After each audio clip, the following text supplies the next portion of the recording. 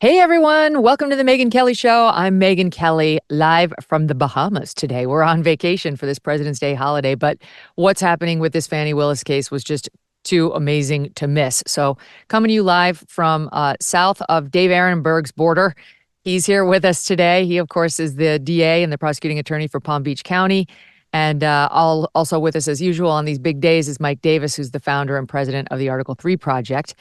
And there have been massive and explosive developments in the Fani Willis case, as expected, because the hearing went on all day yesterday, Thursday, and it has resumed this morning. Less explosive today, though they're in the middle of a lunch break. And when they come back, we expect some interesting testimony from the lawyer and friend of Nathan Wade, who tried to get out of testifying yesterday and under threat of violating the subpoena and possibly having the sheriff track him down.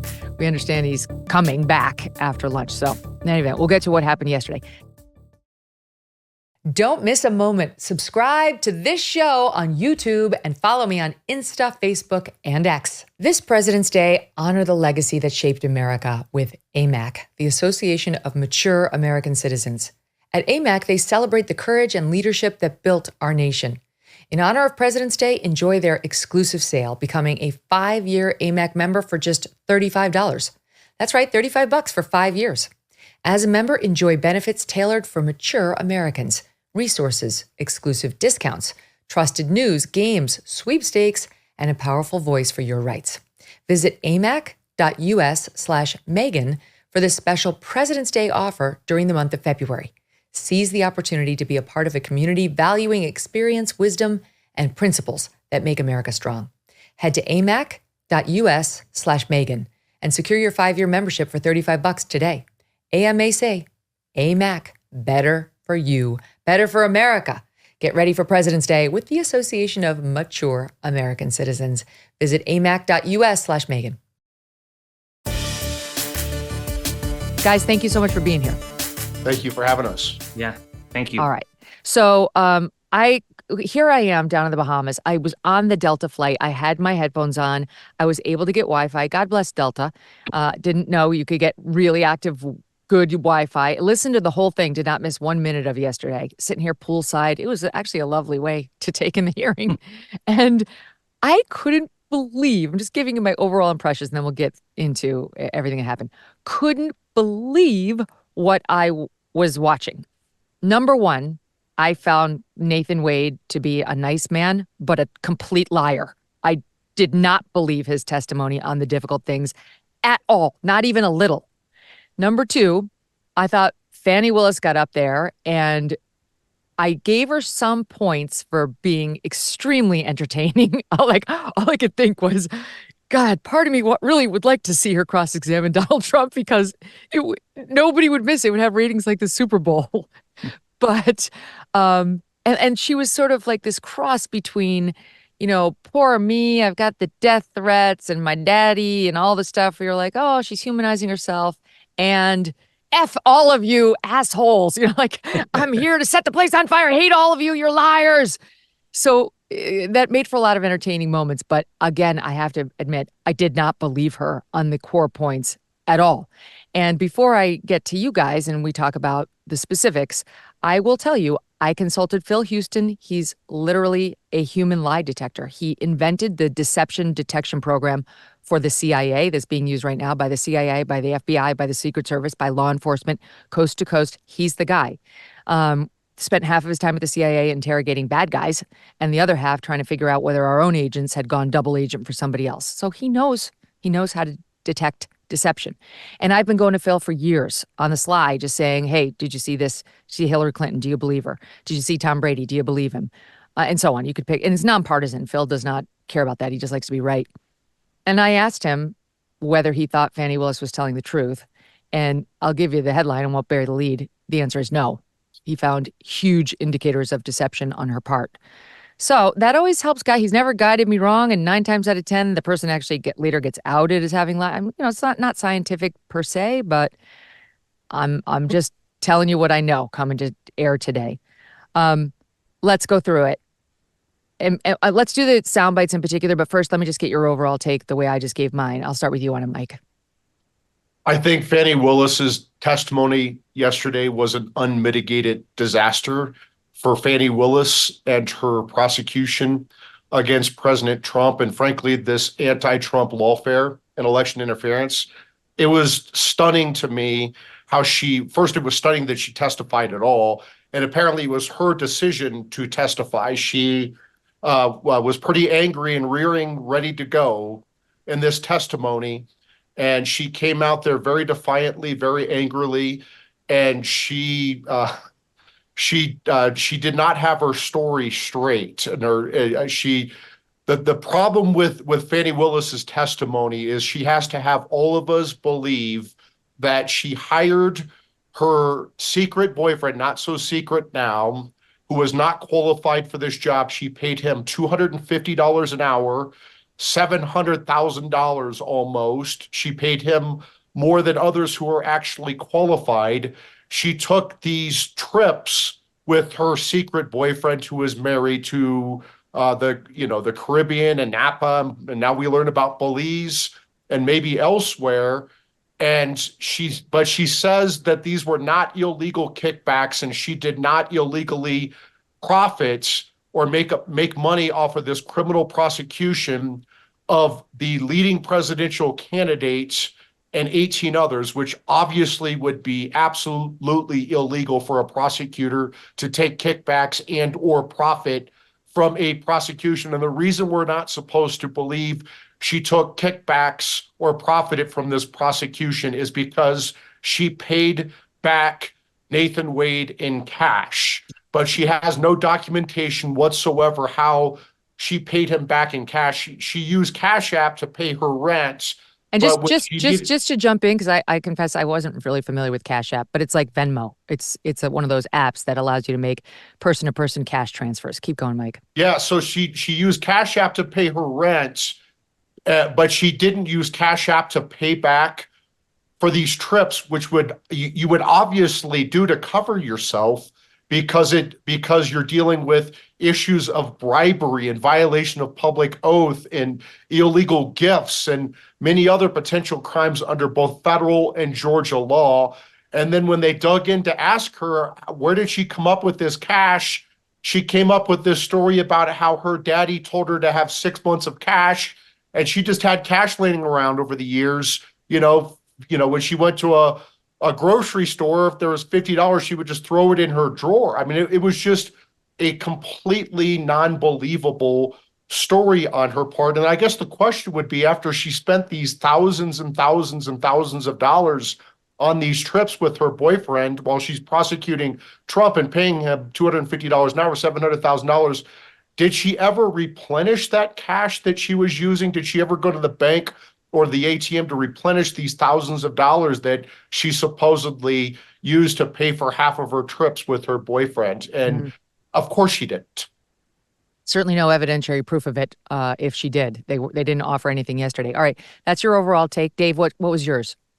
Well, first, it's good to be with you. I'm so impressed you can install a sound system at your pool cabana there at the Bahamas. There's a great little studio, actually. So I've done it once. We did it here when the Chauvin verdict broke. Everything breaks while I'm in the Bahamas. Anyway, keep going, Dave. Okay.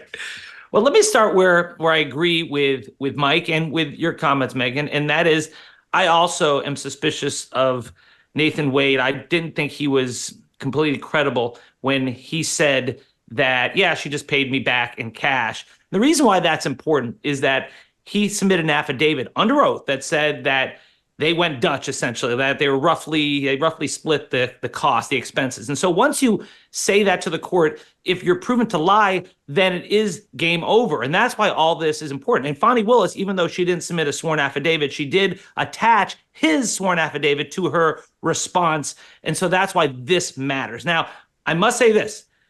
When I saw Fani Willis up there, similar reactions to you, Megyn, in that the fire and the brimstone I thought was more compelling than Wade's testimony. Actually, I found her to be more credible than him. Now, as far as whether it's enough to save the day, it'll be up to Judge McAfee. But mind you this, I talked to my Democratic friends, and they had the same impression. We all see things through our own lenses. And my Republican friends, they all trashed both of them. But Fani Willis, I thought in her defiance, in her righteous indignation, in her explanation that her father, who was a former Black Panther, told her not to be relying on men and to hide cash. You know, it's a story that has more credibility than Wade's. And in the end, I think it's still going to be tough for Judge McAfee to find that there's an actual conflict. If he wants to find that there was a perception of a conflict, sure. But since the standard is there an actual conflict? I don't think it's proven that she lied. I don't think it's proven there's an actual conflict. So I think there's a decent chance that she wins the day. Okay, that's very interesting. I don't know. I think once this judge decides that Nathan Wade lied to him in the sworn interrogatory and that Fani submitted that affidavit, she would also know it was a lie. If the lie that the affair didn't begin until 2022 is outed and the judge thinks Wade lied with that, then he thinks Fani lied because she said the same on the stand and she submitted the brief with his sworn answers. So they're both done. You cannot, I don't agree, Dave. You lie to the judge under oath as the sitting DA. You're done. You cannot try this case. And the people who want to see Trump burned should want that. They should not want somebody like this trying this case because they've lost all credibility. If this case is to have any chance of having the belief or the trust of the system. Yeah, what were you going to say, Dave? Yes, Megyn, I agree with you that if it is shown, if it is proven that Nathan Wade and or Fani Willis lied, it's over for both of them. You can't say one, not the other. They're tied in together. But when I said that I didn't find him credible, I thought she rehabilitated both of them with her testimony. And it reminds me of Brett Kavanaugh. You remember when Brett Kavanaugh took the stand in front of the Senate, and he had this righteous indignation, this fire and brimstone. He tried to save himself after the accusations from Dr. Blasey Ford, and my Democratic friends thought he was terrible. He was just rude. He was obnoxious, and my Republican friends bought into it. They believed it, and he won the day. I see the same thing happening here. It's all in the lens you see it. Ultimately, it's not up to a jury. It's up to this really impressive judge, Judge McAfee. But I think because it's a relatively high standard to disqualify a state attorney, or in this case, a district attorney, I think that more likely than not that she stays on the case. Okay, let's go through the specifics because that's what's most telling. And we'll get to her. I mean, I think my feeling is she was trying to look indignant and sort of violated and tough and in control. My own impression was she seemed angry. She seemed haughty, like, I am above it all. I shouldn't have to answer questions from you losers. I'm angry that I'm even sitting here. Well, why was she sitting there? Because of her own choices. She has no one to blame but herself. This is not a normal thing. This is not something we're seeing in any of the other Trump prosecutions. This isn't a way that, sometimes angry defendants use to go after DAs. She's sitting there because she did this. By her own admission, she started having an affair with her special prosecutor. They went on several lavish trips all over the United States and beyond. She didn't disclose it. And it appears very clear to me that her affair partner and special counsel, at a minimum, lied under oath in his divorce proceedings. So we know we're dealing with a liar. I mean, that's perjury. So, okay, let's go through it. First things first, she tried, Ashley Merchant, who's the defendant for Michael Roman, who's really been pushing this whole thing. She tried to call Terrence Bradley, who used to be law partners with Nathan Wade and was friends with him. And she thought she could ask him about what she posited to the court were going to be admissions by Nathan Wade that the affair had begun with Fani Willis long before when they admit it began in 2022. Bradley was there under subpoena and under protest. He wouldn't give two words. He claimed everything that they had ever exchanged, Mike, was attorney-client privileged. And he's going to be recalled today because the judge has already said that's not true. Obviously, not everything is privileged between a lawyer and a client, especially when you were friends and you were law partners long before you'd ever even filed for the divorce. And so the fact that they are fighting so hard to keep him off the stand, Mike, tells me something, because I feel like if he was with Nathan Wade in 18, 19, and 20 before they filed in 21, that's when he filed for divorce, he would take the stand and say, I never saw a thing. But that's not what's happening. Yeah, I mean, attorney-client privilege, as you know, Megyn, and Dave knows, applies to confidential communications between an attorney and a client related to legal advice, right? It's not the observations made if you saw your client who happens to be your friend with his girlfriends. That would not be covered by attorney-client privilege. And so this blanket assertion of attorney-client privilege is just not going to fly. That's how we kicked it off yesterday. Then, because Ashley Merchant was running up against Terrence Bradley, saying, privilege, privilege, privilege. He's obviously good friends with Nathan Wade. She moved on from him, and she called Robin I can't remember her last name. What is it? Yurty.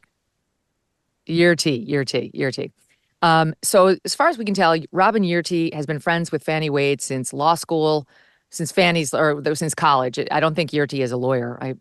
We did look, but it looks like she was just a court employee. Anyway, they went to college together in the early 90s, stayed friends on and off over the years, close friends, but not best friends, according to both of them.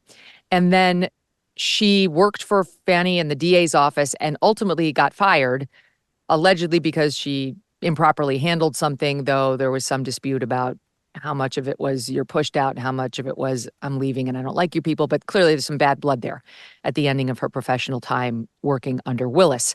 So she got up there, and this is the money soundbite where, she said, basically, not with these words, but she said Nathan Wade's sworn positions in his divorce proceeding and in this proceeding, both submitted under oath, that the affair didn't begin until 2022, are lies. Take a listen. Do you understand it that their relationship began in 2019 and continued until the last time you spoke with her? Yes.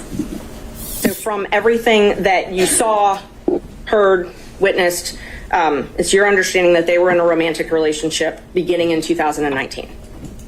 Yes. You have no doubt that their romantic relationship was in effect from 2019 until the last time you spoke with her? No doubt. Let me be very specific. Did you talk with Ms. Willis about her romantic relationship with Mr. Wade? Yes. Did Ms. Willis tell you on more than one occasion that she was engaged in a romantic relationship with Mr. Wade prior to you leaving the district attorney's office? Did she tell me or did I observe? I'm straight right now with the tell me. Yes. Did she tell you that in the year of 2020?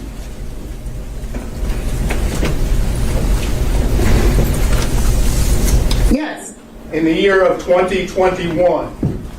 Yes. Are you certain that Ms. Willis told you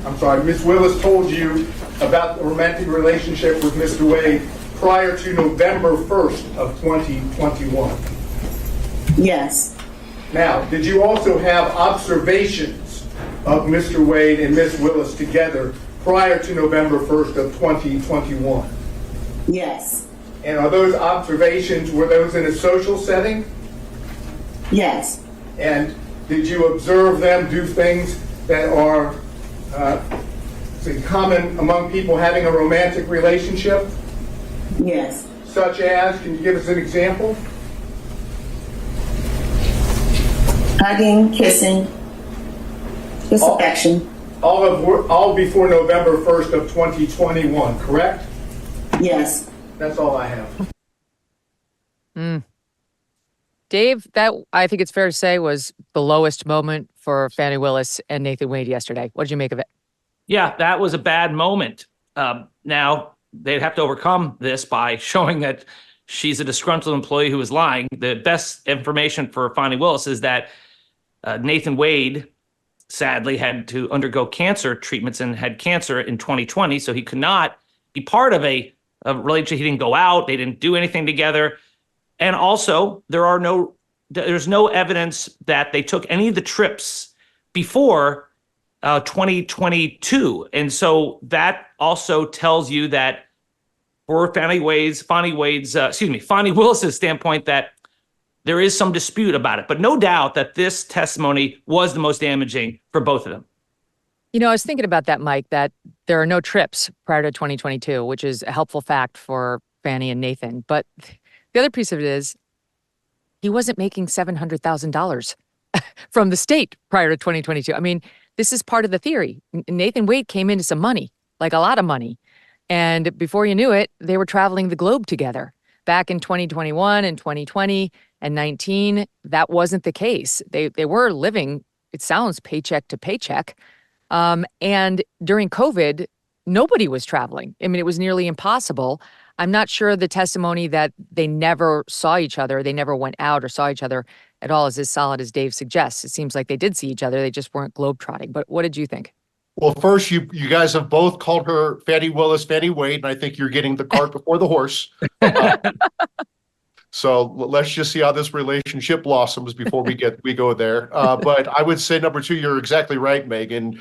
The fact that they didn't take these lavish trips until 2022 proves that this whole prosecution of President Trump and 18 others has the appearance of corruption, right? It has the appearance that Fani Willis has a financial stake in a criminal prosecution, that she's taking illegal kickbacks from her boyfriend. She's paying $250 an hour, $700,000 to prosecute a former and likely future president of the United States. And as all of us know, that is absolutely illegal for a prosecutor to have a financial stake in a criminal prosecution. I have to say, I did find Miss Yurty credible. I thought her simple one-word answers actually worked. Like, that's what a truth teller sounds like.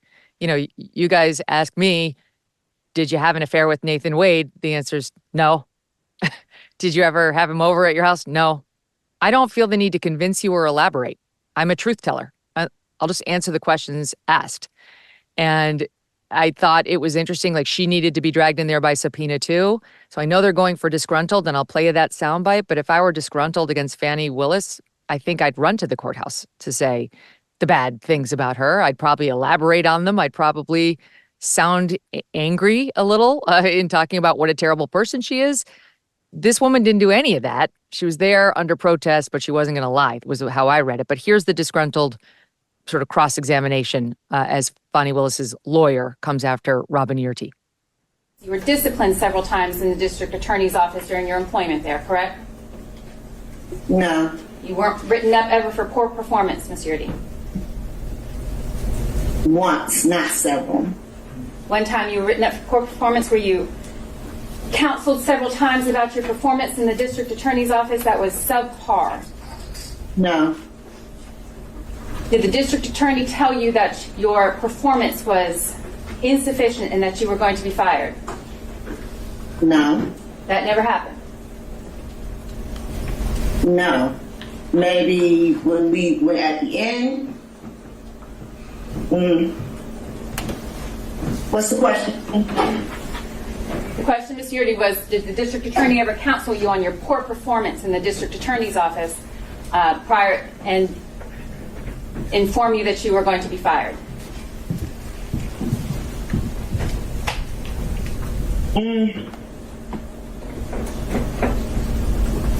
I don't really know how to answer that. I'm looking for the truth. I don't really know how to answer that. I mean, a situation happened that wasn't my fault, and I either was going to resign or be let go. So You understood that that was the situation. You could resign or you could be let go. correct. Yes. You were not welcome to stay. No. Okay, so just to add to that, this is what the MSNBC type coverage has done with this witness, Robin Yurty, as a result of that exchange you just saw. We have it queued up in SOT 22. They're going with disgruntled. The day started with testimony from a disgruntled former employee, Robin Yurty, who was let go from the prosecutor's office. The one witness who testified today, Caitlin, to talk about and conflict what they had said and contradict the start of the romantic relationship with somebody who appeared to be a disgruntled employee with an axe to grind. Earlier that she's being described as perhaps a disgruntled employee. And she came out and just refuted everything that Ms. Yurty said. Ms. Yurty came off as a disgruntled employee. And she also left the office where she was working, the DA's office, under a cloud. Oh, she was clearly a disgruntled employee. And the defense oversold this. There was no evidence other than the woman who is a former friend and a former employee. That's their evidence. By the way, it's a personal pet peeve. Refute gets overused. They use it exchangeably to rebut or respond to. No, refute means you have proven the other thing is wrong. They're claiming that Yurti was refuted by Fani Willis's testimony later. That's absolutely not true. What we have here is a she said versus a she said over here. That is not refuting. Refuting is you have proven it is false and you've won. Okay, sorry. That's just, it always irritates me. So disgruntled, that's what they're going with. I don't know. I mean, Dave, she definitely got pushed out of the DA's office under terms she didn't seem to like. This is a judge looking at this, not a jury. So how do you think all that plays?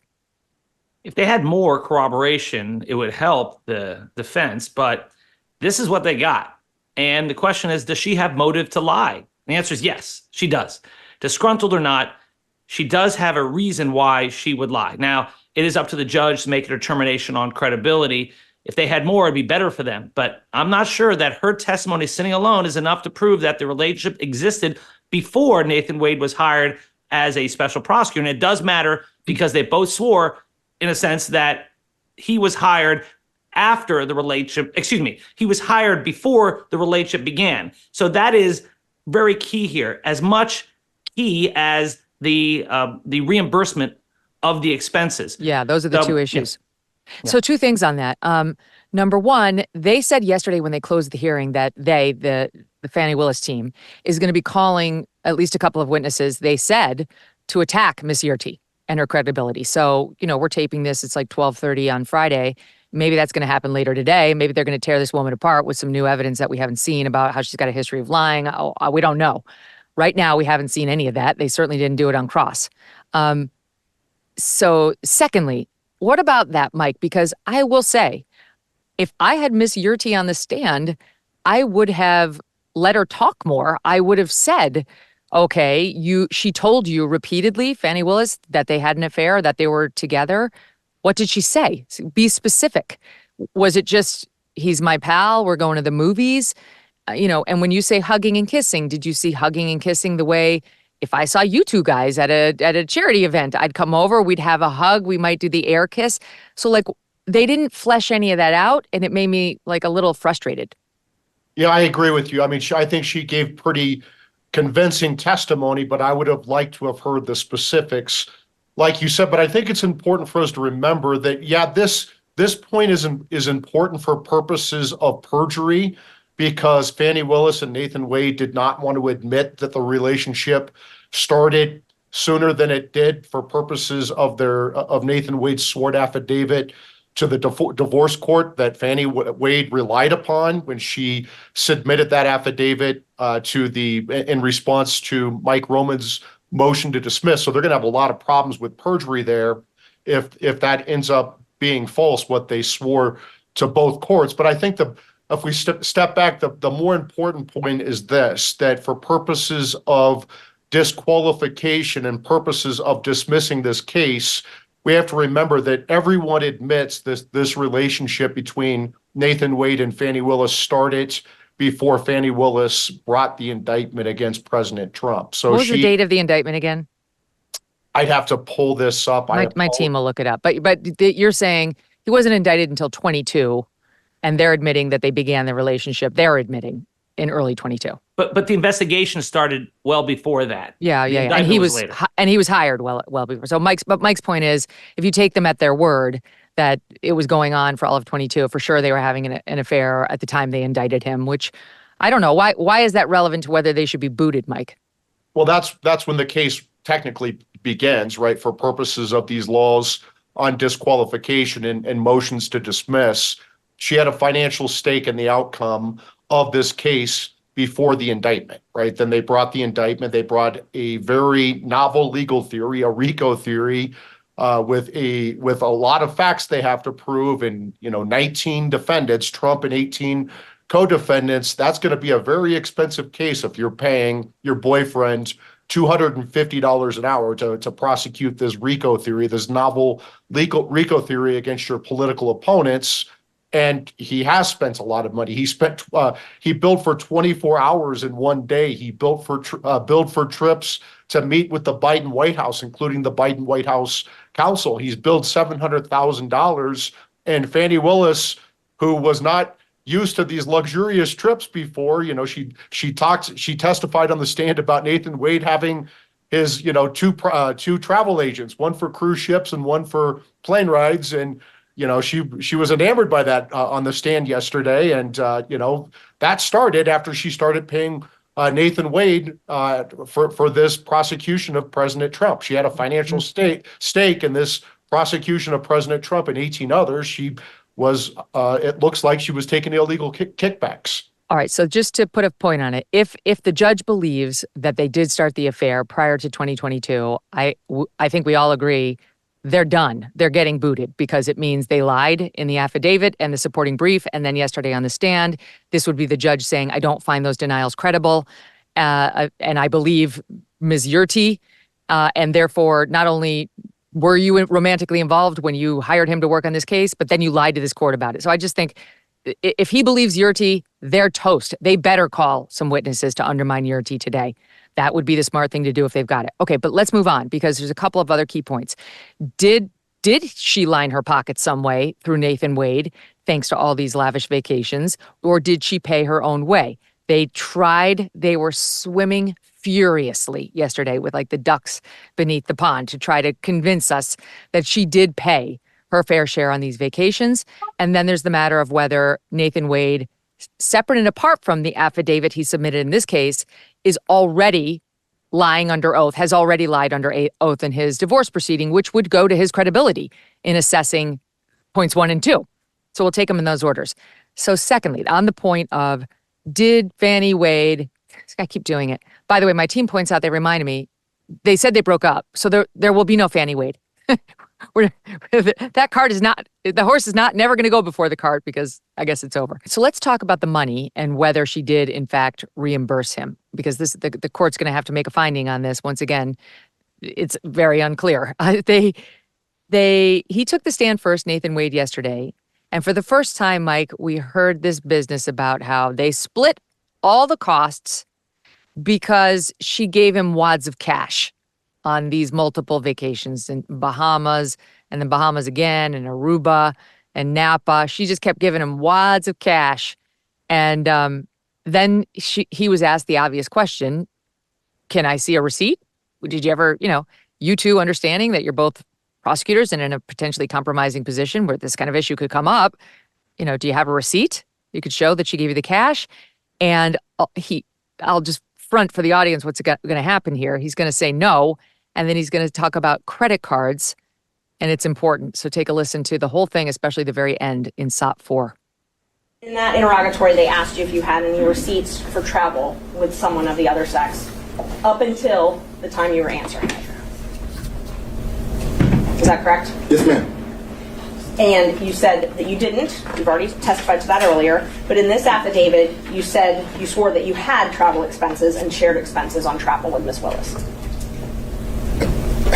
Again, during the course of my marriage, I had no relationship or receipts. I'm not asking about during the course of your marriage. Your Honor, I'm going to ask the witness to be allowed to answer the question. Continue. I have no problem with him answering. As it relates to receipts today, I don't have any receipts, ma'am. So you don't have any travel receipts available to you for any travel that you did with Ms. Willis? I don't have any receipts, no, ma'am. No receipts that, so you used your business credit card for these trips, correct? I use my business credit card for everything. Okay, yes. You used it for your kids' tuition? Yes, ma'am. Used it for personal travel with Ms. Willis? Yes, ma'am. And you have receipts from those business credit cards that you have to file with your taxes, correct? No, ma'am. No. I filed a statement. I turn over the statement, and whatever's there on the statement, the accountant looks at it, and the accountant says, okay, this is personal, goes over here, this is business, goes over here, here are your taxes. So you have those statements. We'll call them statements instead of receipts. You have those statements, correct? I have the statements, yes, ma'am. Okay. But when you answered the interrogatory under oath, you said you did not have anything to show the records of travel with Ms. Willis. I answered the question. I had no receipts, ma'am. You had no receipts, but you had statements.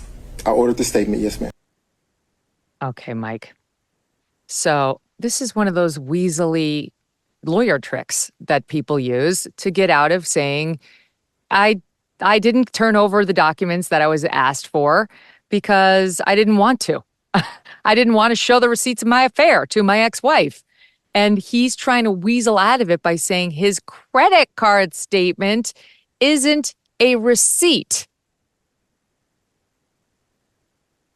Here's the problem with Nathan Wade and Fani Willis's whole, we roughly paid the same amount and Fani Willis reimbursed me for cash, but we have no evidence of that other than both of our words. We have no bank account transactions. We have no other evidence whatsoever. The problem is that, look, you have an appearance here of corruption. You have an appearance that Nathan Wade was illegally hired by Fani Willis, that she is paying him $250 an hour. She hasn't, she's taken illegal kickbacks.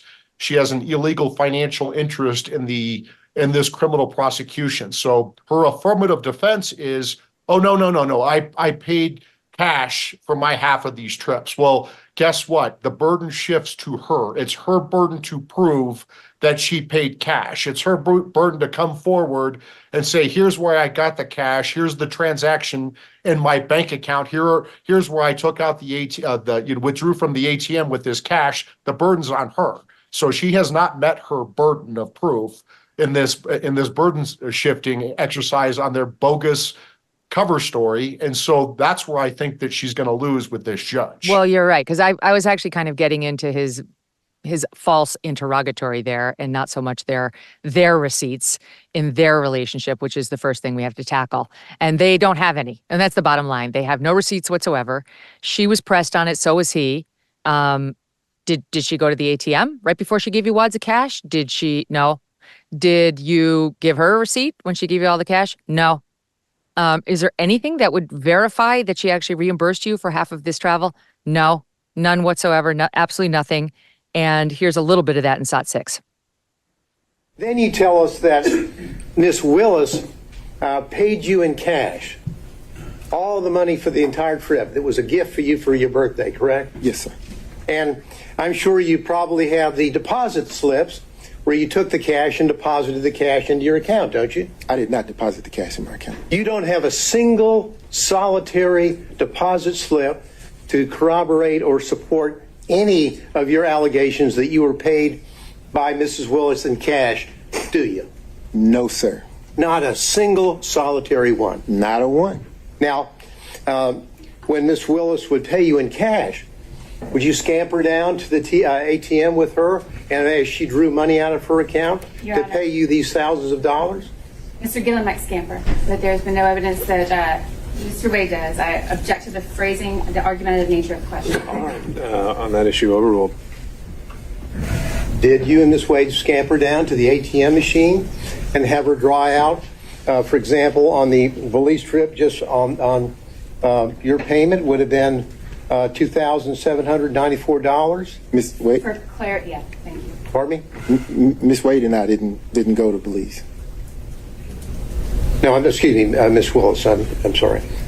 Did you go down to the ATM with Miss Willis while she drew out $2,794 to pay you in cash? Did you go to the ATM with her? No, sir. She didn't go to the ATM. She carried the cash. Oh, and so she would give you the cash. Did you have a little place in your house where you just stack up all this cash that you apparently got to repay you for these benefits that you bestowed on her? Now, Mr. Gillen, if I answered that, I'm putting myself in jeopardy. If I tell the world that I have cash someplace in my home, don't you think that could be problematic? No. Did you, in your declaration, sir, that was filed in this case, did you tell the court in that declaration that the expenditure that you had provided on behalf of Miss Willis was paid for back by her in cash, yes or no? I believe that I did when I said that the expenses were split roughly evenly. If you could point to me any place in your affidavit where you used the word cash, I would appreciate it. Take your time. I didn't use the word cash, no, sir. No, you didn't use the word cash, did you? but I didn't say that she didn't give it to me in cash. No, you just didn't tell anybody that you allegedly got paid back in cash, right? No, I told everyone who asked. Today? Yes, sir. It's just, look, I know I've been watching the coverage, Dave, on MSNBC and elsewhere and CNN, and what they're now saying is it's a black thing. You don't understand. Black people distrust the system. This is literally what I saw on CNN earlier. Distrust the system, and therefore they don't have checking accounts, even if they're the district attorney. She is the system. And they just bring wads of cash everywhere. Okay, even if that's true, she used Cash App.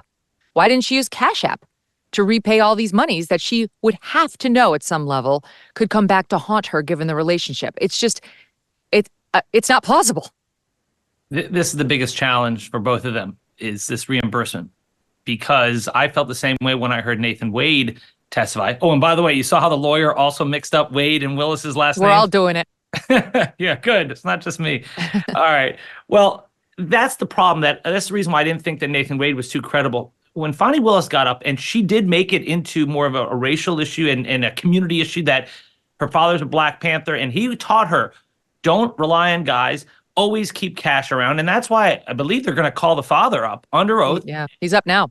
He's up now. There you go. And so that's important. That's why if you have all this evidence that shows that, yeah, maybe that is plausible, I think it's hard to then definitively say that they're lying. I think it's going to be hard to do because the only evidence to the contrary is this one witness who said their relationship began earlier, and she has a motive to lie. And secondly, as weird as it sounds that they wouldn't keep any receipts, and I share your skepticism, but her explanation, buttressed by her father and perhaps others, is plausible. It doesn't have to be definitive proof, Mike. I mean, this is witness testimony, so it's up to the judge to weigh the credibility. It doesn't have to be smoking gun proof that that's a lie. It can be, this is obviously not true. I don't believe them. They're wiggling too much. It's not plausible that there would never be an ATM withdrawal or deposit receipt by him.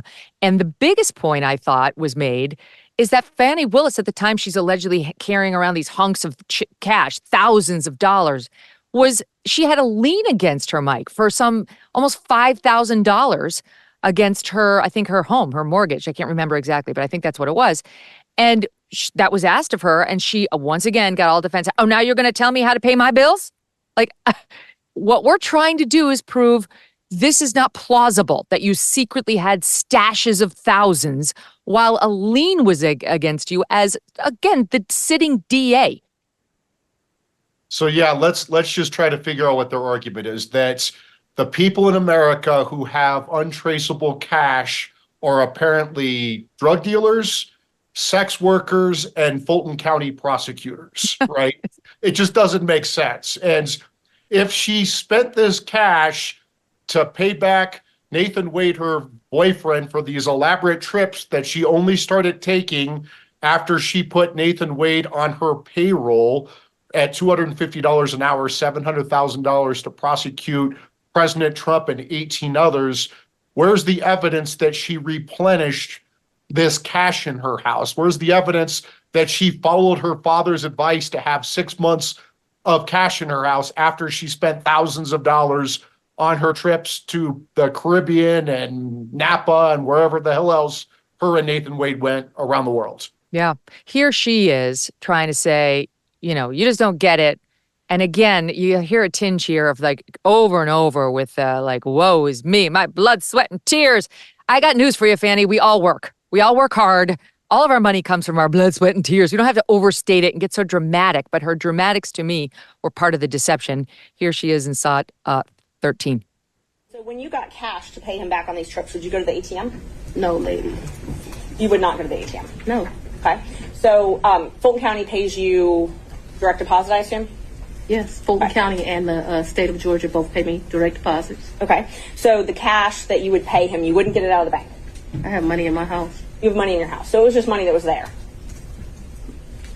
When you meet my father, he's going to tell you as a woman, you should always have, which I don't have, so let's don't tell him that.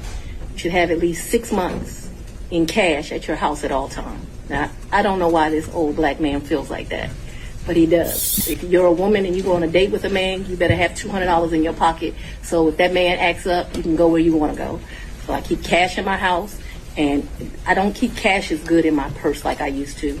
'Cause I don't go on many dates, but when you go on a date, you should have cash in your pocket. So my question was, where did that cash originally come from? If it didn't come out of the bank? Cash is fungible. I've had cash for years in my house. So for me to tell you the source of when it comes from, when you go to Publix and you buy something, you get $50, you throw it in there. It's been my whole life. When I took out a large amount of money on my first campaign, I kept some of the cash of that. Like, to tell you I just have cash in my house, I don't have as much today as I would normally have, but I'm building back up now. So you just put money in. It's a very good practice. I would advise it to all women. I am sure that the source of the money is always the work, sweat, and tears of me. The money that you paid Mr. Wade, the cash, in October of 2022, you do not know where that money came from.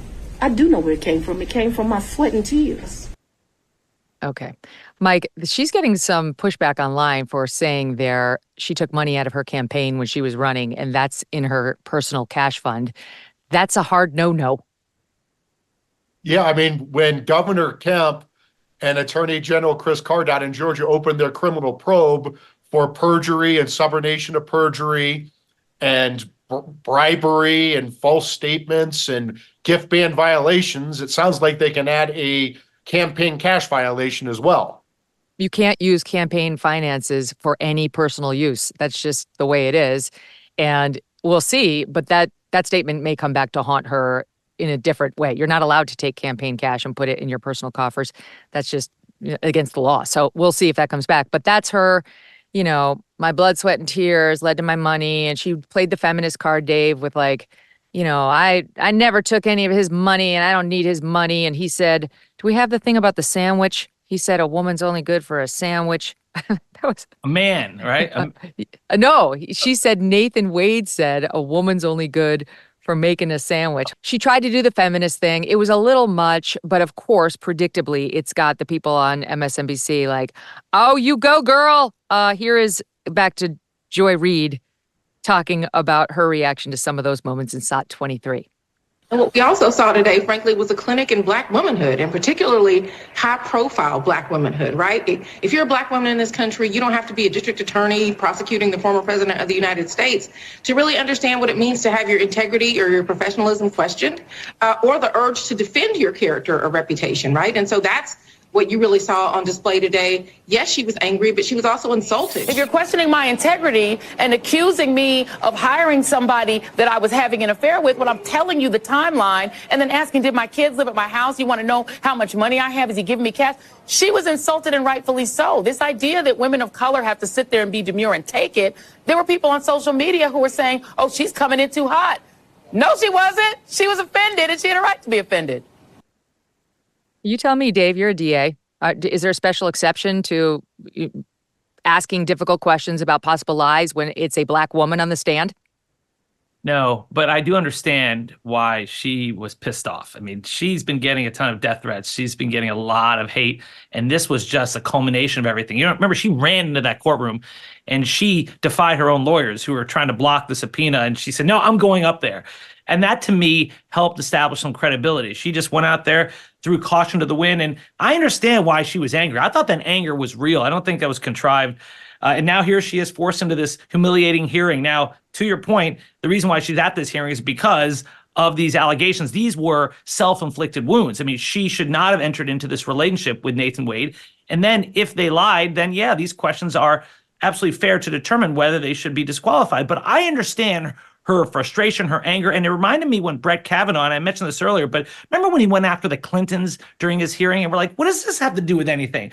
Well, you go after the process and you have folks, your natural supportive community coming out in your defense. And perhaps that's what she was doing here. I want to get back to her affect and her anger in a second, Mike, but I do want to pick up on what Nathan Wade was saying about why there's no, how it was all paid in cash and there's no receipts and so on. That cross-examination, I think that was Trump's lawyer there pressing him on where are the receipts and so on, and why you haven't disclosed it before now. I thought that was persuasive. He submitted a sworn affidavit, Mike. He went through, I mean, I have it here in front of me. Here, I'll hold it up for the audience. I'll highlight it. Those are mine. Goes through in detail. All the no funds paid to me in my role as special prosecutor have been shared with DA Willis, nor vice versa. All the stuff he allegedly hasn't done with Fani Willis. And then paragraph 34, the DA and I are both financially independent professionals. Expenses for personal travel were roughly divided equally between us. At times, I have made and purchased travel for her and myself from my personal funds. At other times, she's done it. Examples of DA Willis purchasing plane tickets for the two of us with her personal funds for our personal travel are attached. And we talked about this the other day. All he attaches are the plane tickets that he says she purchased them for one of their cruises to the Bahamas from Atlanta to Miami. You know as well as I do, if you're sitting there as Nathan Wade and you know she reimbursed me for everything by these big cash deposits that her daddy told her she needed to keep, you would have put that in the affidavit. Where is it? Yeah, it's just not credible. And this is purely speculation on my part, but I think they should do an open records request to see if Fulton County reimbursed Fani Willis for those plane tickets from Atlanta to Miami, those 2 plane tickets that she paid for. But that's neither here nor there. I would just say this. Again, the burden of proof shifts to Fani Willis to come up with evidence that she paid cash to reimburse her boyfriends for these trips around the world. And the fact that she didn't do this when she's prosecuting the president, a former and future president of the United States, shows you at a minimum she has horrific judgment. Here, okay. We've got the sandwich soundbite. Let's play it. Let's go on and have the conversation. I've just asked you whether or not it was a coincidence. Had absolutely nothing to do with this. It's interesting that we're here about this money. Mr. Wade is used to women that, as he told me one time, the only thing a woman can do for him is make him a sandwich. We would have brutal arguments about the fact that I am your equal. I don't need anything from a man. A man is not a plan. A man is a companion. And so there was tension always in our relationship, which is why I would give him his money back. I don't need anybody to foot my bills. The only man who's ever foot my bills completely is my daddy. Okay, so there it is. I get it. I kind of liked the soundbite overall. You know, I thought it was actually a pretty good moment for her, but I have to say, it was not a good moment for Nathan Wade. Right? Like, you're sitting there like, what do you mean only thing a woman can do for you is make you a sandwich? That's like, isn't that the misogynistic trope of like some jerk guys? You'll go up to him and be like, well, what about this? And they'll be like, make me a sandwich. This does not make Nathan Wade look good. But her whole point was to be like, I'm the fiery one and I would never take a man's money, notwithstanding all the evidence that she did. Okay, let's go back to her anger, because I liked that soundbite. I thought that worked. But she took the stand. Dave says correctly, she took the stand over counsel's objection. I mean, I think she knew she was going to the judge was going to make her take the stand, but whatever. She wanted to have this empowering moment, Mike. So she comes out there, guns blazing, attacks Ashley Merchant, the lawyer for Roman, and really starts to like lean into her anger in a way, again, I think is evidence of deception. But let's take a look at it. Watch. I've been very anxious to have this conversation with you today. Mr. Wade is a Southern gentleman. Me, not so much. It's highly offensive when someone lies on you, and it's highly offensive when they try to implicate that you slept with somebody the first day you met with them, and I take exception to it. And I very much want to be here, so I'm not a hostile witness. I very much want to be here. Not so much that you're hostile, Ms. Willis, it'd be an adverse witness. Your interests are opposed to Ms. Merchant's. Ms. Merchant's interests are contrary to democracy, Your Honor, not to mine. Okay, here's a little bit more in SOT 12. Watch. Your office objected to us getting Delta records for flights that you may have taken with Mr. Wade. No, look.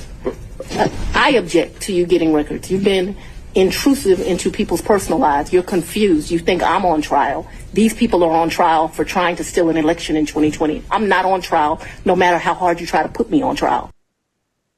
Let me tell you guys something. I know the temptation is to be like, yeah, you go, girl, if you're on her side. But it's a classic deceptive tell when you attack the question or the questioner and try to go on offense and turn it into a moment that works for you as like the fierce one in the chair. That's classic Phil Houston stuff. All this stuff is being done for a reason, to try to turn the tables, make her look like she's the righteous one, as opposed to what a truth teller would do, which is just use the words to answer the questions asked. And the judge kept saying to her, like, you're going to have a chance to make your arguments when you get, your lawyer up here who gets a chance to sort of, ask you questions. And she couldn't hold it together to the point where at one point, Mike, she lost it. And the judge was like, we're going to have to take a recess if you can't get it together. And he might strike her testimony, he said, if you can't, just answer the questions. Here it is in SOT 17. Did Mr. Wade ever visit you at a place that you resided? He has never been to my home in South Fulton.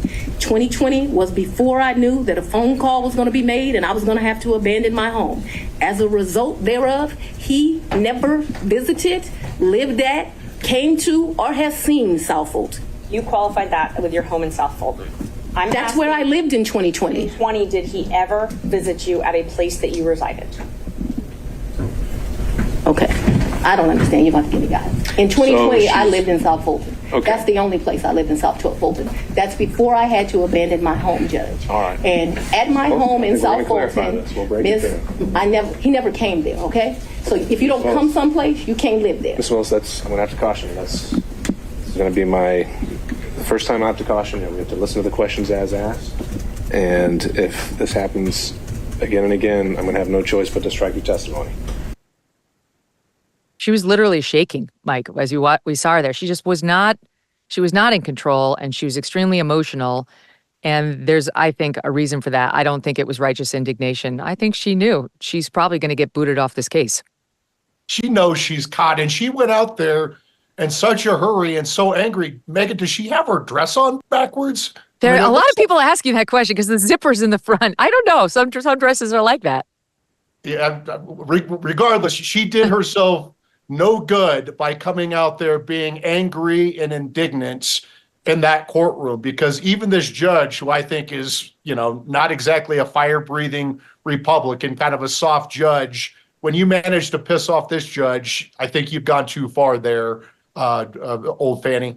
Yeah, she was, I don't know, you could see her fingers are shaking while she's out there, Dave, which is kind of surprising in somebody who's a DA. Yes, angry, but look, it could be because she's indignant, as you say, and it also could be because she is committing perjury. She's denying something she knows is true, and she's about to be publicly humiliated, already has been, and is going to get booted off of this case, the biggest case ever in Fulton County. Well, I'm not a body language expert like the guy you spoke with, Megyn, but we all have our lived experiences and we see the world through them. And I, as a prosecutor, have been attacked when I prosecuted cases, and I see what she is saying, where it's not necessarily a lie when you say, "What you guys are the problem. You're the one who are the defendants, not me. I have been there and I felt that way before." And here's someone who had to abandon her home because of all the death threats she's receiving. And now she's being accused of essentially sleeping around and lying about it. So I can see why she's indignant about it. Here's what Phil Houston said, just a little bit more color of what he, the former CAA guy, deception detection guy. She exhibited a very high volume of deception. Combative, uncooperative. The most prevalent deceptive behaviors were both her verbal attacks directed toward her questioners and her failure to either directly answer some of these questions or answer them at all. In my opinion, she appears to be trying very hard to avoid identification of the source of the cash she gave to Mr. Wade. She was trying to prevent the questioner from pinning her down as to the nature of the physical contact she had with Mr. Wade. The objective of her aggressive behavior appears to reflect her attempt to preclude the prosecutors from eliciting any testimony from her that will conclusively lead to serious legal consequences. Perhaps one of her biggest concerns relates to whether or not the money she gave Mr. Wade was sourced from her government work. Her goal is to obfuscate and stymie the prosecutor's efforts to the degree that it becomes extraordinarily difficult for them to pin any serious wrongdoing on her. That's Phil Houston's take. All right, let's get to the interrogatory answers, because I really happen to believe this is the most devastating thing of the case. I really do. Nathan Wade lied under oath. That is my clear conclusion and opinion, having listened to the testimony. He lied in his divorce proceeding. And it doesn't even have to, this is a separate issue from him, we believe, lying in his affidavit in this motion that he didn't start the affair until 2022. He said in his divorce proceeding that he didn't have an affair with anybody. He didn't have a sexual relationship with anybody other than his wife, and that he had no entertainment, no hotels, nothing, and no receipts thereof or documentation whatsoever about any of that in the course of his marriage, which was ongoing. I mean, I'm not sure if the divorce is final, but if it's final, they just resolved the proceedings a month ago after this whole thing. So the point is, through entire 2023, they were married. And yet we have him admitting yesterday under oath he was having a sexual relationship with Fani Willis. We have him submitting under oath documents that he says show the many trips that they took together, at least receipts for one of them. And some of the lawyers zeroed right in on this, because if this judge sees this lawyer, this officer of the court lied under oath in a divorce proceeding, he's a liar. Falsus in uno, falsus in omnibus. You can find him a liar on everything if he found he lied in one thing while under oath in an earlier proceeding. So here is some of that. It's important to go through. Here he is just denying, first of all, that he had an affair because he claims the marriage was sort of emotionally over before it had actually ended. This is SOT 3. In 2022, in this affidavit, you swore that you and Willis developed a personal relationship. Yes, ma'am. Okay. And you said that didn't develop until 2022, correct? That's correct. Okay. And that's different from what you said in your pleading in May 2023 in the divorce case, correct? No, ma'am. In May 2023, when you were asked if you had if you'd had any affairs, essentially, and you said none. That's correct. Okay. So in May, you said you had not, in May 2023, in the divorce case, you said you had not had a personal relationship, an affair, a romantic relationship with anyone. That's correct. But you told this court in the affidavit that you did have one that started in 2022. So that would have been ongoing at 2023. So here I think there's a distinction, if you'd allow me to explain. The interrogatory asked the question during the course of your marriage. Or to date. It actually says, I'm going to request that the witness be permitted to answer. Mr. Wade. So my marriage was irretrievably broken in 2015, ma'am, by agreement. My wife and I agreed that once she had the affair in 2015 that we'd get a divorce. We didn't get a divorce immediately because my children were still in school and I refused to allow them to grow up without their father at the time. So we waited. We waited until the youngest graduated and we dropped her off at college and then filed for the divorce. So if you're asking me about the interrogatory as it relates to having the 2022 relationship with District Attorney Willis, I want to say, because my marriage was irretrievably broken, I was free to have a relationship. Okay. Here is what the interrogatory, how it reads. Describe each instance in which you have had sexual relations with a person other than your spouse during the course of the marriage, including the period of separation. Including the period of separation. I'm sorry. Dave, I'll start with you. It's a lie. He lied when he said none. That was his answer, his sworn answer. Yeah, sure seems like that. That's another reason why I didn't find him too credible. Now, Megyn, didn't he try to go back and assert the fifth and try to amend the answers to his interrogatories? That's weird, too. We're going to get to that. That was another weirdness that stinks to high heaven. This guy's going to have problems with the bar. There's no question. Like, you can't do this as a lawyer. You can't do it, period, as a civilian, but you really can't lie to the court willingly as an officer of the court. You can't without consequence. So that was number one. That's the first soundbite. Did not have an affair because the emotional separation. That's not how these things work. Then he said, he admitted that he, notwithstanding the request for receipts of any hotels with a lover, he provided absolutely nothing. You heard some of that earlier a minute ago. He admitted that he gave none. And his answer was, no, I have no receipts that would show any travel with another woman to a hotel or anything else. That's also a lie. And then he updated his answers, which Dave just raised. What happened was He had to give these interrogatory answers repeatedly. He gave them similar ones December of 21, May of 23, December 22nd of 23. I mean, that's recent.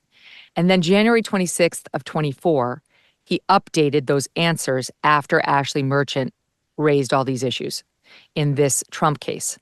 And he updated them to assert, he kind of crossed out none, which we know is a lie, to say the plaintiff declines to respond and asserts his privilege pursuant to Georgia statute 24-5-505.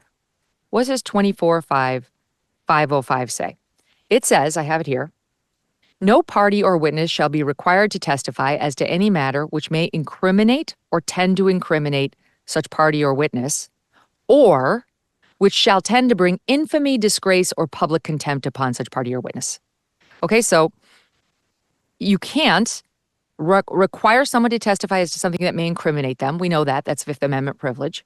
And you also can't require somebody to testify as to a matter which shall tend to bring infamy, disgrace, or public contempt upon such party or any member of their family. Infamy, disgrace, or public contempt. So he was asked about this yesterday. Like, are you asserting the Fifth? And why? Is it the incrimination piece or is it the other piece? And he invented some third piece that doesn't exist. Watch. You updated those responses again after the motion to disqualify was filed, though, correct? When was the motion filed? January 8th, 2024, when I filed the motion to disqualify you and alleged that you had a romantic relationship with Miss Willis. Yes, ma'am. After that, you updated these responses, correct? Yes, ma'am. And so your new responses, you now changed your answer from that you didn't have any of this to you're asserting the privilege under 24-5-505, correct? Yes, ma'am. Okay. And both of these are under oath. Yes, ma'am. You also updated your response to the question about spending time with someone other than your spouse for dinner, drinks, things at restaurants, bars, hotels, or the other person's home, correct? Yes, ma'am. So in December of 2023, you said no to all that, and then in January, after I filed my motion, you said privilege to all that, Fifth Amendment privilege. Yes, ma'am. Okay. And just to be clear, was it... Sorry, I'm going to object the characterization of Fifth Amendment privilege. I think it was a statutory privilege, and that's quite different. That's what I was just about to ask him. So that privilege covers infamy or Fifth Amendment privilege, correct?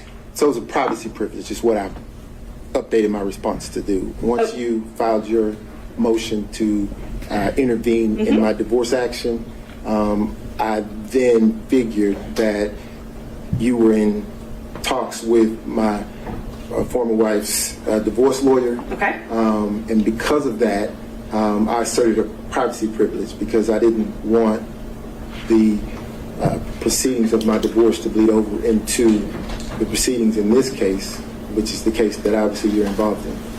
So your answers in December of 2023 that you didn't have any documents about any travel that you took with Miss Willis, that wasn't true though, correct? They didn't ask me about any documents regarding Miss Willis. A romantic partner. They asked you for documents regarding a romantic partner. So I'm sorry, I inserted Miss Willis's name. Let me rephrase the question. They asked you for documents about travel with a romantic partner in December 2023. And you under oath said you did not have any of those, correct? I did not. Okay. And they asked me about gifts. Right. I never purchased a gift for Miss Willis. And they asked you about receipts for dinner, receipts for drinks, hotels, bars, and restaurants. And you said you did not have any of those. I did not and do not have any receipts for any of those things. And once again, he doesn't have any receipts because he only has a credit card bill. He lied. It's another lie. And she did a good job, Ashley Merchant, of calling out the lie because he's trying to wiggle out, suggesting he was only asked for receipts and he didn't have those. Here's what it says. I read you the first one. Here's the second one. Identify any and all occasions in which you entertained a member of the opposite sex, including but not limited to dining and or drinking at any restaurants, bars, pubs, hotels, or person's home from the date of marriage to the present. Identify any and all occasions in which you entertained a member of the opposite sex, including but not limited to those places. It was not limited to give us the receipts. It was identify all the instances, and his answer was none. Again, it's an independent felony. Is it not a felony, Dave? You're the prosecuting attorney. If it's a material misstatement, intentional misstatement, then yes, it is perjury. Now, whether it's a felony or misdemeanor under Georgia law, I don't know, but it is a crime. It is rarely prosecuted, but it looks bad. It could lead to disciplinary charges. Plus, the judge could take that into account since it's raised in this hearing when he makes his ultimate decision. Notably, his affairs may not have involved Fani Willis. It could have involved other women. And he clarified that when she, the lawyer merchant, said Fani Willis, and he said, no. So it could have involved others. It may not involve Fani at all. Well, we know it involved Fani at least once because they admit to themselves, to the court, that they were having an affair in 2022. That's their story. The others say it went back further, but at least in 2022. And these interrogatory answers were signed with the lie as recently as December 22nd, 2023. So it's just no question that he lied. And you tell me, Mike, whether he gets to save his lie after Ashley Merchant files her motion in the Trump case by making up some Fifth Amendment right to your privacy. That's the dumbest thing I've ever seen. It actually shows more guilt on his part that he's trying to change his prior testimony. When you update your interrogatories or you do an errata page, you update your deposition testimony, it's to fix honest mistakes. Like you maybe honestly, thought, that it was on Monday instead of Tuesday. It's not, you don't update a substantive your substantive testimony and think that you can just eliminate your perjury. You can eliminate a lie by updating your interrogatories. That's just not how it works. Here's, I think it's, again, Trump's lawyer, Sato, who got up there and was trying to point out this exact issue in SOT 27. How would an answer of none bring infamy, disgrace, or public contempt upon you? So, as I explained in direct of Mr. Roman's counsel, the minute she elected to intervene into my divorce proceeding, I then started to understand the bigger picture, which was that all the attorneys in the election interference case were colluding with Joycelyn's divorce lawyer, and because of that, I said, privacy. I don't want my divorce proceeding to bleed into this criminal proceeding. I just didn't want that. So you raised a privilege, if I understand, that indicated that your answer would bring infamy, disgrace, or public contempt upon you, right? Your Honor, I'm going to object to the relevance of this. It's been asked and answered several times. Mr. Sato, where are we heading with this? I think I can finish that up by saying you didn't say none again. You asserted a privilege, correct? That's correct. Okay. And you did the same thing, did you not, with number 5? That's correct. That is, you didn't say none again, right? Correct. Okay. Is the answer to the interrogatory number 4, as you have it in front of you, is the answer none? Is that the truth? The answer is, to that interrogatory, is as I placed it at the time I responded, sir.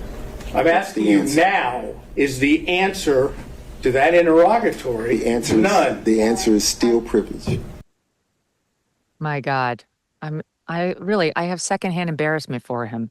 There is, for the record, no privacy privilege to avoid answering embarrassing interrogatories. You do what had already been done in this case, which is you ask the judge for an order to place the documents under seal so that you don't have to be publicly embarrassed. That this is a fake, made-up thing. I don't know why he's doing it, Dave, because he'd already told the lie. Like, going back and amending it to say privacy, that doesn't cure the 3-time lie you told on the earlier answers.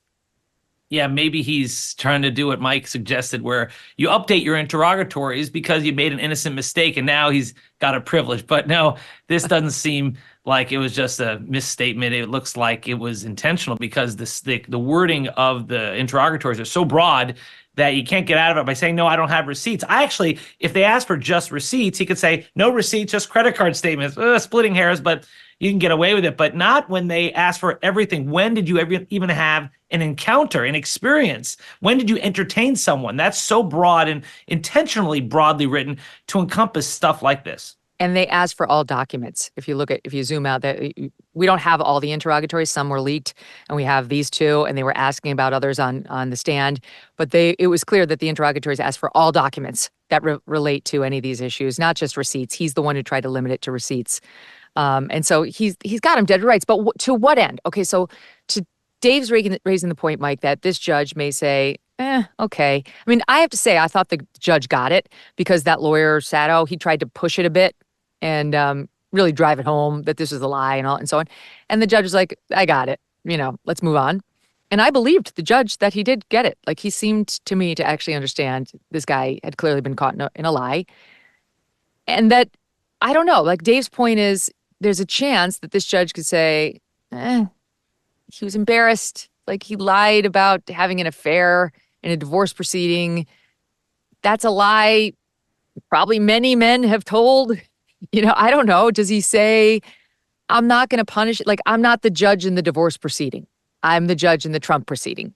And I don't really believe he lied in this proceeding.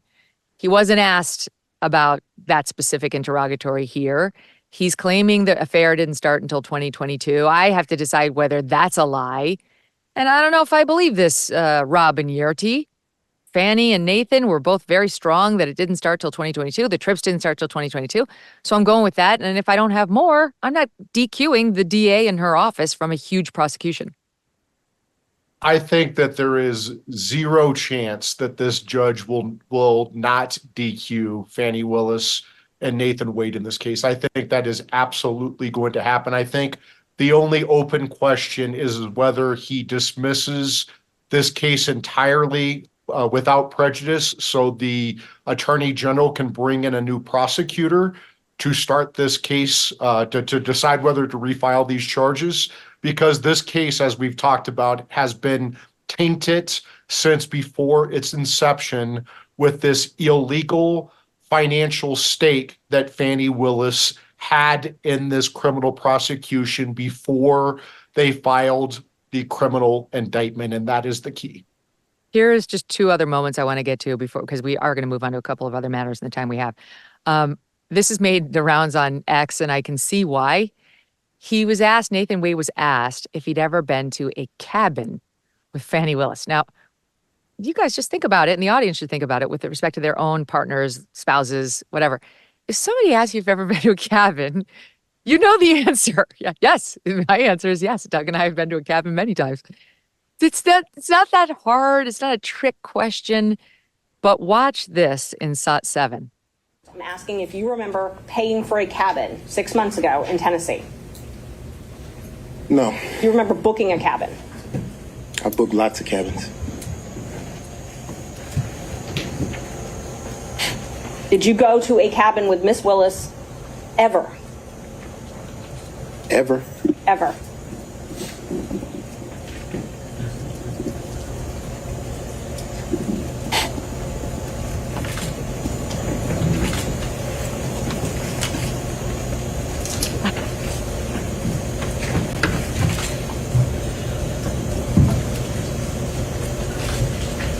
No. You've never gone to a cabin with Miss Willis? No. I don't know what's happening there, but some of the memes on X are amazing. They do like a little thought bubble of him picturing Fani Willis in various outfits. Inappropriate, but I have to say funny. What's up with that? I don't even know what to make of that. Dave, thoughts on that one? I was wondering the same thing when he had that long pause. Like, what is he thinking about? I mean, unless he goes to cabins every other day with lots of different people and he had to think about it. This is something you generally remember. I think in his mind, he's probably trying to say, is this thing a cabin? This is more of like a home. I don't know. He's trying to like split those hairs, but it's not a good look. By the way, Megyn, since we're on the subject, before we move on the subject, can I give my prediction? Because it's always dangerous. Please. Thank you. It's always dangerous to give predictions when there's this thing called videotape out there, but I'm gonna do so because Mike brings this up. I actually think based on what you just said previously, that is I think what's going to happen. I think in the end, the judge is going to dress both of them down, is going to say, what were you thinking?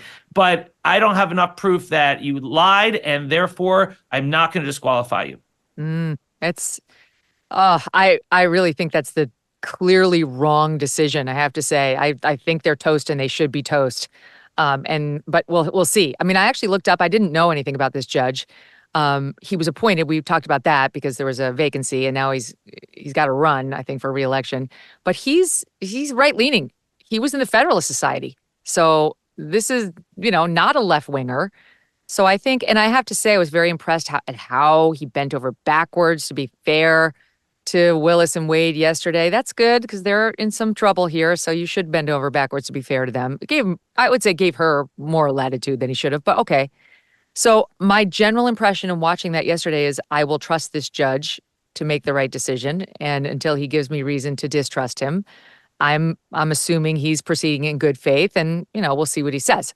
But I have obviously my own feelings on what the outcome should be. Here's just a couple other that I can't miss. This is sort of the biggest moment yesterday where she was angry. She came, as I said, loaded for bear. She's picking up the documents. It's a lie. It's a lie. Here's a bit in SOT 14. When did your romantic relationship with Mr. Wade end? Did it end? Me and Mr. Wade, we are good friends.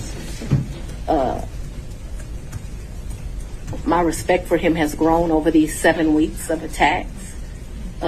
We are very good friends. I think, but for these attacks, it would have been a friendship that, as life goes, you would have stopped having. I think that you have cemented that we'll be friends till the day we die.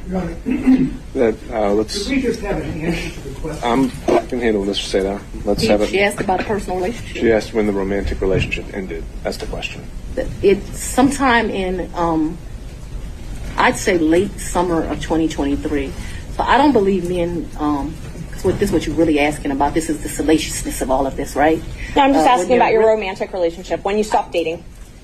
I think that me and Mr. Wade,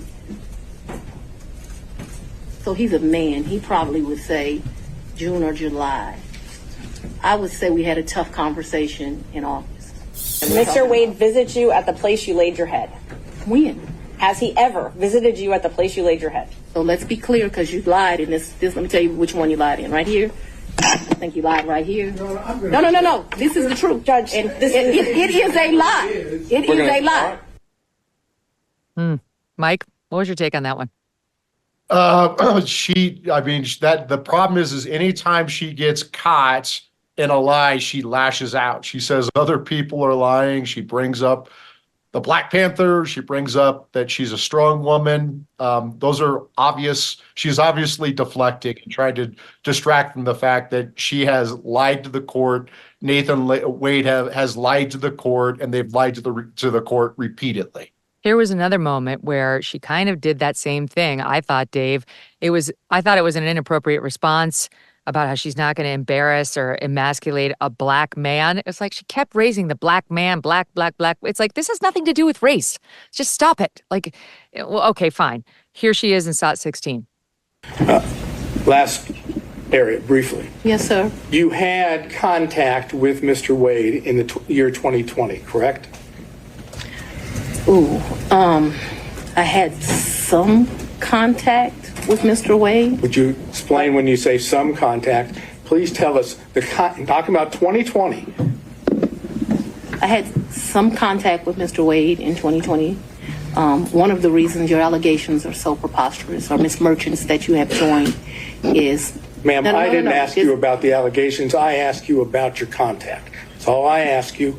Okay, I appreciate that you want to say something, but I'm interested in, did you have contacts with Mr. Wade in 2020? And your answer so far has been yes, correct? Very limited contact because Mr. Wade had a form of cancer that makes your allegations somewhat ridiculous. I do appreciate the characterization. I'm not going to emasculate a black man, but I'm just telling you. I'm sorry, what? I'm not going to emasculate a black man. Did you understand that? All right, well, I don't think we should discuss further. Mr. Sadow, next question. I'm sorry, but that just played so pro. It's ridiculous. No one is asking you. You brought it up.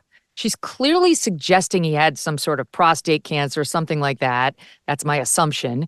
She's the one who brought it up. And by the way, Dave, no one's saying you were 100% having sex in 2020 while he was struggling with cancer. The question is, did you have a romantic relationship going at that time? So once again, it's an attempt to obfuscate, mislead, attack the question, even the one that hasn't been asked, all of which are signs of deception. Perhaps when I looked online to my Democratic friends, they were saying this looked like a high-tech lynching. And yeah. So, I got to say, when you live that experience and you say, hey, this is the first black prosecutor in that area, black woman prosecutor, and all of a sudden now she is being accused of being a Jezebel and she's being put on the stand.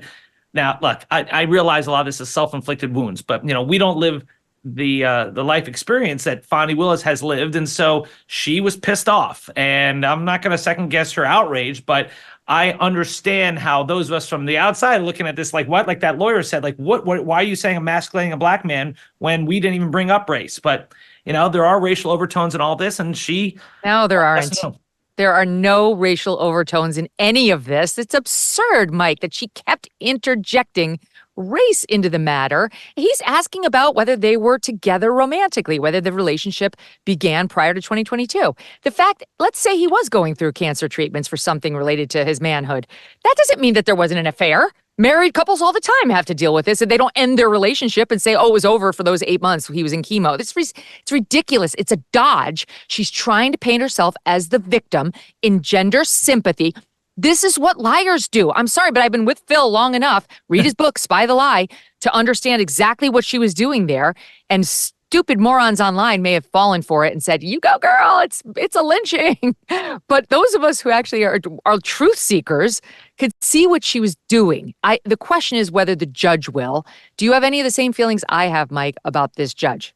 Yes. And I think the American people, after 4 years of BLM's nonsense and racial division, I think that if you look at what real Americans think in the real world, I think they're really tired of this racial division, this racial nonsense, playing the victim because you're a black woman. She is the Fulton County DA because she's a black woman. She ran on the fact that she's a black woman. She ran on the fact that she's a Black Panther cub. So people are not going to let her use the fact that she's a black woman as an excuse for the fact that she took illegal kickbacks from her unqualified boyfriend, and she had a financial interest in this litigation, the biggest criminal case imaginable, a RICO case against a former and likely future president of the United States. All right, just an update. Terrence Bradley did take the stand after being threatened by the judge. Ashley Merchant's trying to establish when he knew that they met and began their romantic relationship. Objections are continuing on claims of attorney-client privilege. She's asking based on your personal knowledge, not AC privilege. He said he has no personal knowledge of when it happened. So that's how that's going so far. All right, we've got to get to a couple of other big things in the news today. I have more Trump, but I just want to switch because the second biggest item is what's happening in the Hunter Biden and Joe Biden corruption cases and allegations, cases in Hunter's case and allegations against Joe. Big news today is special counsel David Weiss is charging someone. It's not Hunter Biden with additional charges or Joe Biden.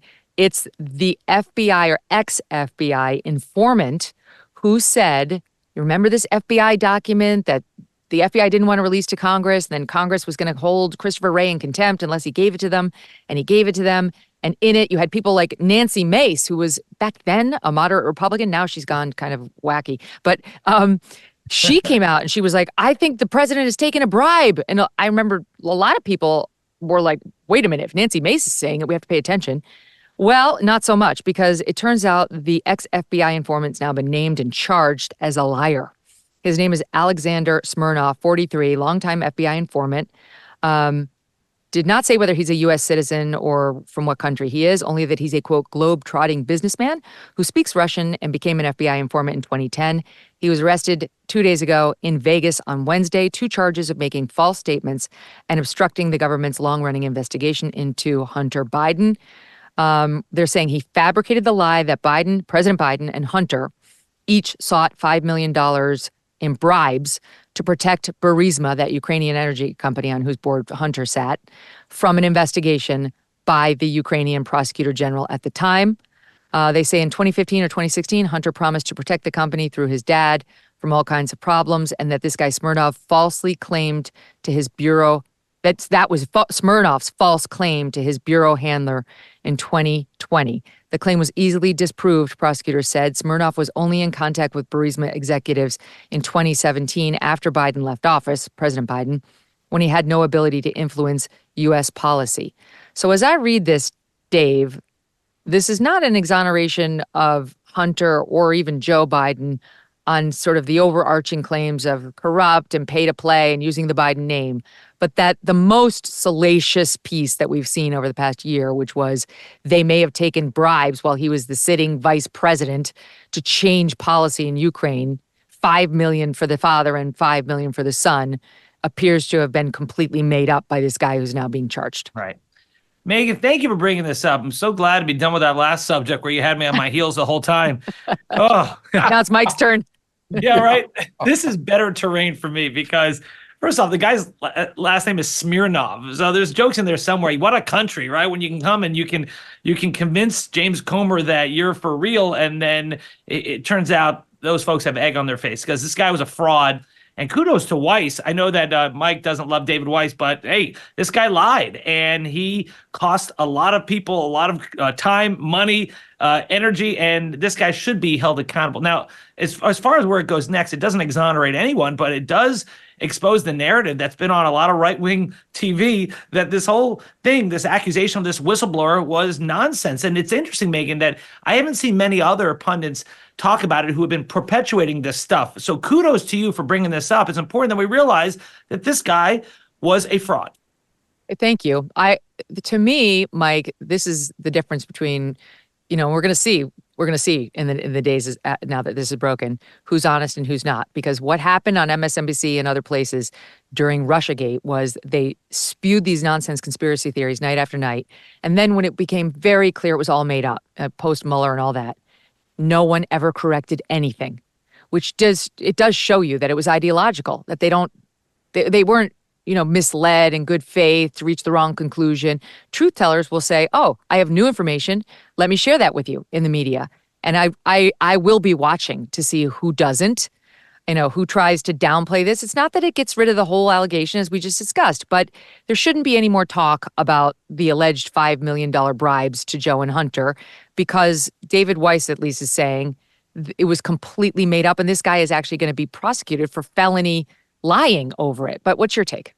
Well, the reason we had those allegations out there is because there was a cover-up. There was no effort by the FBI and the Justice Department to investigate these allegations that were made by someone who was paid by the U.S. government as a confidential human informant. So that's the issue. Now that they've investigated this and they've determined this guy's lying, then they should prosecute him. If there's evidence he's lying, they should prosecute him. But the problem was the cover-up, right? And so why did they wait for years to investigate his allegations? And why aren't they charging the people who lied during the Russian collusion hoax? Why are they selectively prosecuting liars when those liars hurt Biden, but they're not prosecuting the liars when those liars hurt when those liars hurt Trump? Good point. Just to add a little bit of color here, the allegation is he he lied because of politics. During the 2020 campaign, he sent his FBI handler, quote, a series of messages expressing bias against Biden, including texts replete with typos and misspellings, boasting that he had information that would put Biden in jail. Representative Comer has issued a statement saying it's the FBI's fault. My sources there have privately told the committee that their source was credible and trusted and had worked with the FBI for over a decade and had been paid six figures. They actually released that out to the public too. That's what Comer's people told us. Well, we'll continue to follow it. I should say, in defense of Smirnov, allegations are not conclusive. He's going to get his day in court to deny all of this. Okay, so that's Biden. And then big news in a couple of the other Trump cases. Number one, Judge Engoron in the civil verdict case, the civil corporate fraud case against Trump, is going to release his verdict today of the numbers, really, what Trump is going to be forced to pay and what penalties his company is going to be forced to endure. And number two, Judge Juan Merchant, who's overseeing the hush money Stormy Daniels case, has refused to throw out the charges against him, and trial is set to begin in the very first of the four cases to go to trial against Trump, criminal cases, March 25th, 10 days after the Ides of March. Dave, what do you think of the March 25th date and the fact that it looks like we're a go for the hush money case soon? Beware the Ides of March, Megyn. Mm-hmm. That's a little Julius Caesar. Well done. Look at you. Love it. I knew high school English would come in handy one day. So I think that case is the fourth out of four as far as the strength of the cases for prosecutors. It doesn't necessarily mean it's a weak case, though. But here's the thing. Alvin Bragg, my counterpart up there, is framing it as election interference, that Donald Trump helped change the course of history by suppressing this information illegally through campaign finance violations. And this stuff should have come out and it would have changed the election. The challenge for prosecutors is to be able to bootstrap a federal law, federal campaign finance violations, on a state law of falsifying your business records. That's how you make it into a felony. That's going to be the challenge. It's uncharted territory. One other thing I'd like to add, Megyn, to respond to Mike's last point. People did get prosecuted for allegedly lying to the FBI about the Russia investigation, and that was the subject of the Durham report. He prosecuted two people. He lost badly on both acquittals. So that's that. Fair point. Okay, so Mike, this is happening. It's going to be a big number. Do you have any doubt Judge Engoron in the civil fraud case against Trump is going? I mean, it could be over $300 million. This is a bet your business litigation for Trump. He didn't ask for it. He got it. Letitia James campaigned on getting Trump, and it appears today she will. I was told by people close to Trump this is the case he cares most about. I mean, it's his business. There's no question that this Judge Arthur Engoron, this Democrat operative, is going to drop the hammer on Trump. And I think that this judge is going to give the maximum fine of over $300 million. I think he's going to tell Trump, the Trump organization, that it has to dissolve in New York. And this will go on appeal. I think Trump's going to win on appeal because this is obviously an absurd case. How do you have fraud when you have a businessman paying back sophisticated Wall Street banks on time as agreed in full with interest? And you can say, oh, sure, the New York law, there's not a requirement that you can show that there's an actual victim under New York law. Well, then how do you have standing under Article 3 of the Constitution to bring a fraud claim if there's not a victim, right? So there's and banks who are told, do your own investigation. Here's my representation about what my properties are worth, but you should kick the tires yourself. And it's not like Joe Schmo, civilians. These are, huge corporate banks. Like Citibank is allowed to make its own investigation, not rely entirely on the representations of Trump. This is what is at stake here. But that Judge Engoron's going to be smiling even bigger than in the video we just showed because he's made clear he wants to stick it to Trump, and today he gets to do it. You're right that too will be appealed. There was another development in the Mar-a-Lago case by you, Dave, where the more Trump-friendly judge who's overseeing that, the documents that he didn't turn over, it seems that she has refused to delay a bunch of motion practice, which the Trump team wanted. She's holding them to some tight deadlines. And that has many people wondering whether that case now has a realistic chance of getting tried. It's on the schedule for May, maybe not May, but maybe before November, which I did not think was possible. What do you make of those recent rulings by her?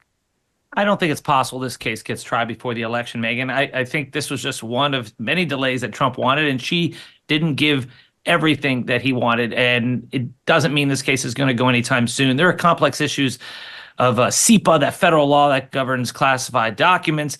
And then there's this whole dispute over whether or not Jack Smith has to produce information about witnesses and documents and evidence that could be harmful to national security and the witnesses themselves. So that could be appealed to the 11th Circuit. So in the end, I think, and I think you and I agree on this, is that the strongest case against Trump, the Mar-a-Lago documents case, is now, I think, still the least likely to be tried before the election.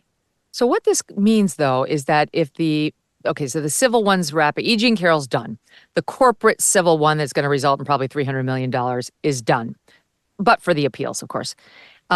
The Mar-a-Lago one is probably not going to make it prior to November. The New York case on Stormy Daniels' hush money payments not properly documented looks like it's going to go off starting March 25th. And they say it's going to be maybe 6 weeks at most. I mean, it shouldn't be 6 weeks even. But anyway, okay, it's going to be, let's say.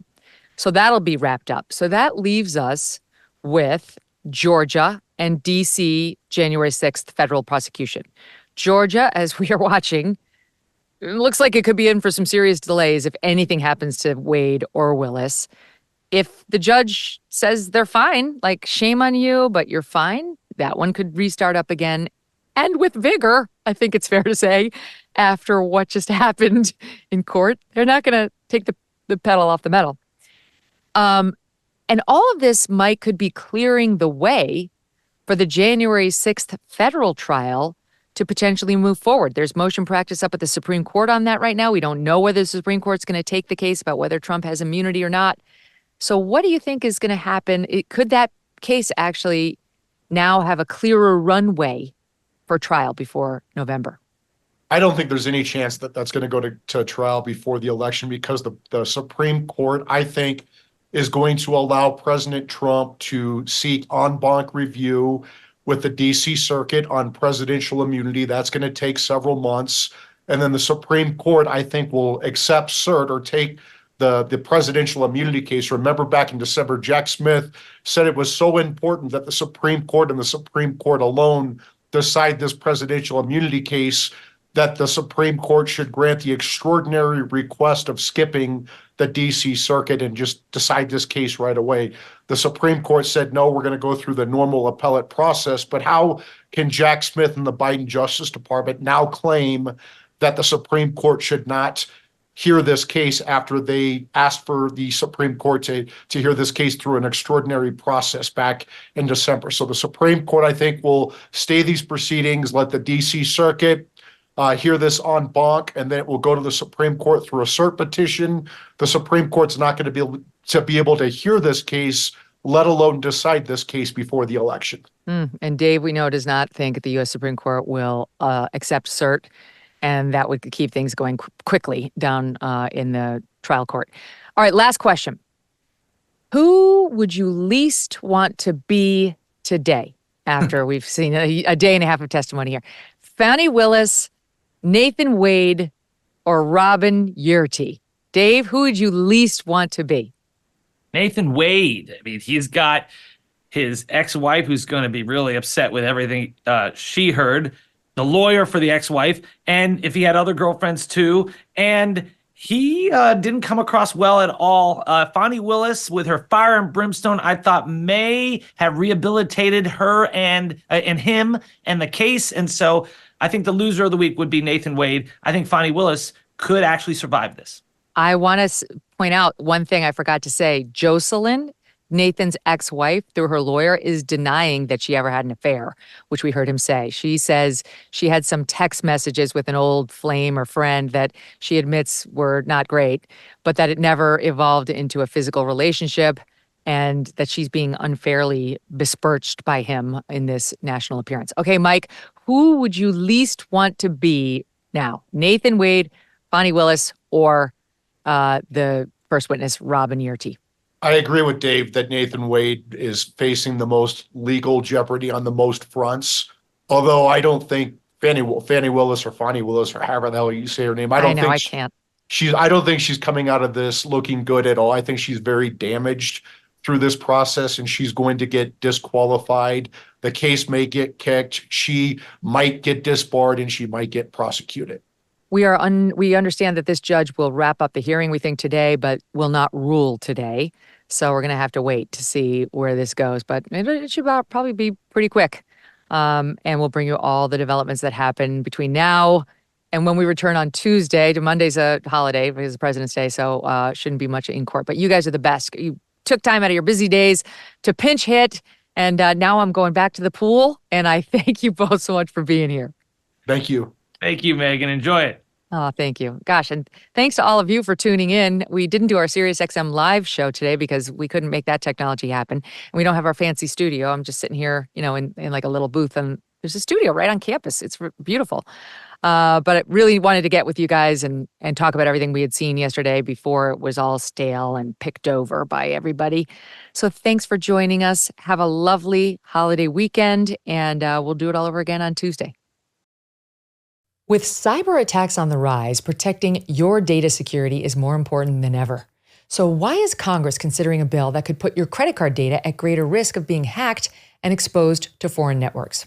Our advertiser, the Electronic Payments Coalition, says the Durbin-Marshall credit card bill shifts billions in consumer spending to less secure payment networks, all so that corporate megastores can make bigger profits. Find out more about the issue at electronicpaymentscoalition.org and decide for yourself if you would like to tell your senators to oppose the Durbin-Marshall credit card bill.